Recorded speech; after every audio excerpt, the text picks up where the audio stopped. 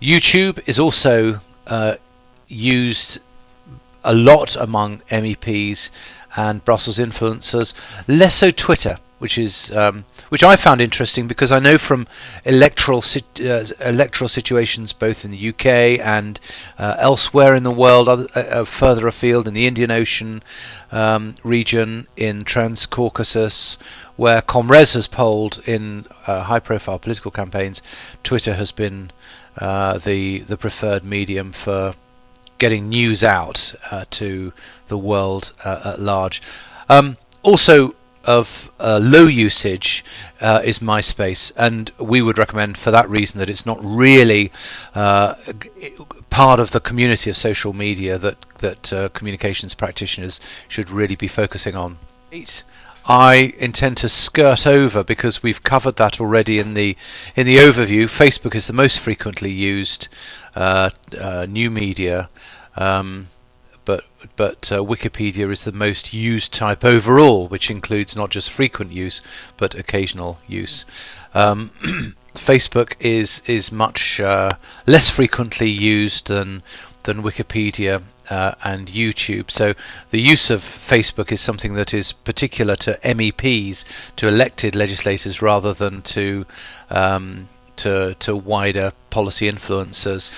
What are the opportunities for EU practitioners of all of this information? Well, communications practitioners need to engage with Facebook. They need to make sure that Wikipedia is updated, and they should consider using Twitter. Although around a third of MEPs use Twitter for business purposes on a regular basis, a lot of this is going to be speaking to their personal interests, and that's why it's so important for those working in communications to use it.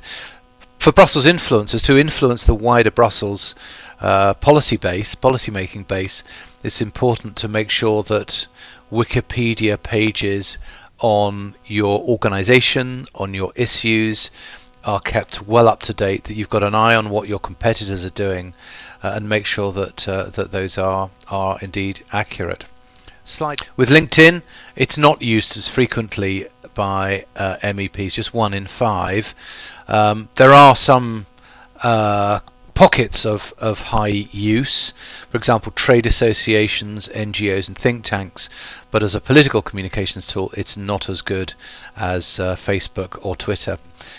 Twitter is really the technology for spreading news very, very quickly and pushing it out there. It's better used among younger MEPs. It's also used a lot by journalists and think tanks, and as a source of disseminating news very, very quickly and really circulating information around the internet very quickly. It's clear that it has taken off very much within EU policy-making circles. Facebook is a great way of contacting MEPs, particularly younger MEPs. 19 out of 20 MEPs born after 1960, so that's anyone who is round about 50 years old or younger, is going to use Facebook daily or weekly in a professional capacity. That makes it very important. YouTube is used a lot by MEPs. It's interesting that contrasts with the days when lobbyists used to send DVDs to MEPs, which were never or very seldom watched. By contrast, to get an audio-visual campaign message to an MEP or Brussels influencer using YouTube is now very effective, which is new, which is fresh. Wikipedia is relied upon very heavily, and that puts the control over content very much in the hands of people who want to deliver messages to those audiences.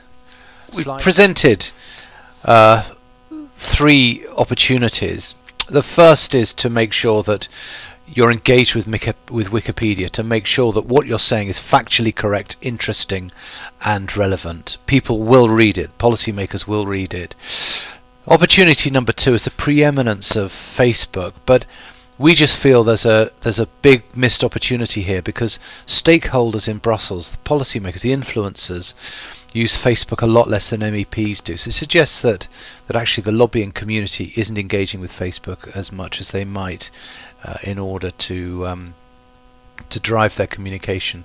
And the third opportunity is to use LinkedIn not for MEPs, and to discriminate between different groups in a positive sense of that term when we're planning our communications, but to target Brussels influencers and businesses, trade associations, and so on. The key thing is to think about the purpose for which each of these sites is being used by MEPs. So, for example, where there's a constituency interest, MEPs are looking to promote their profile and their issues, their interests locally, and that's what they're going to be using Facebook for. And that's the sort of thing that communications practitioners need to bear in mind. We look forward to working with ZN again, and I hope you find this presentation useful and interesting. Thank you.